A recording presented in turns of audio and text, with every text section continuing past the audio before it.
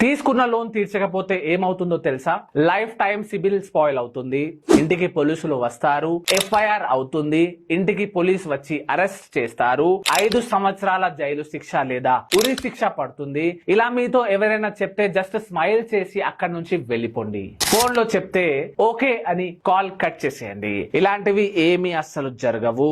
చట్టపరంగా loan recovery చేయడానికి ఒక ప్రాసెస్ ఉంది. అసలైన ప్రాసెస్ ఏంటో ఇప్పుడు తెలుసుకుందాం. ఫర్ ఎగ్జాంపుల్, ఒకవేళ ఎవరైనా తీసుకున్న లోన్ కు ఫస్ట్ 30 days లో రీపేమెంట్ చేయకపోతే తనకి బ్యాంక్ నుండి కొన్ని రిమైండర్ మెసేజెస్ రావాలి, రిమైండర్ కాల్స్ రావాలి. 30 రోజుల నుండి 90 రోజుల దాకా.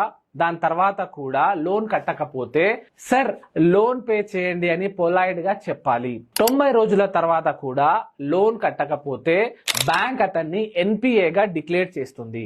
NPA గా డిక్లేర్ చేసిన తర్వాత ఇక్కడ లోన్ తీసుకున్న వాళ్ళ ఫేవర్ లో బ్యాంక్ సెటిల్మెంట్ ఆఫర్ ఇవ్వాలి. కానీ రియాలిటీలో ఇలా జరుగుతుందా? ఒక్క రోజు లోన్ లేట్ అయితే రికవరీ ఏజెంట్స్ అమ్మ నా బూతులు తిడుతున్నారు. నువ్వు అరే గిరీలు కొట్టకు, అర్థమైందా? సరే నేను సరే ఎక్కడ సిగ్నల్ దగ్గర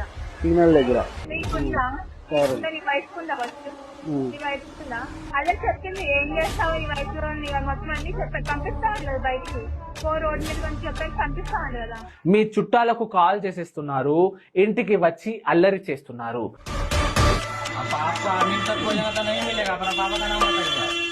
కానీ మీకు చట్టం తెలిసి ఉండాలి. ఇలా ఎవ్వరూ చేయలేరు. ఎవరైనా ఇంటికి వచ్చి ఇలా న్యూసెన్స్ చేస్తే 100 నంబర్ కి డయల్ చేయండి, పోలీసులకు పిలవండి.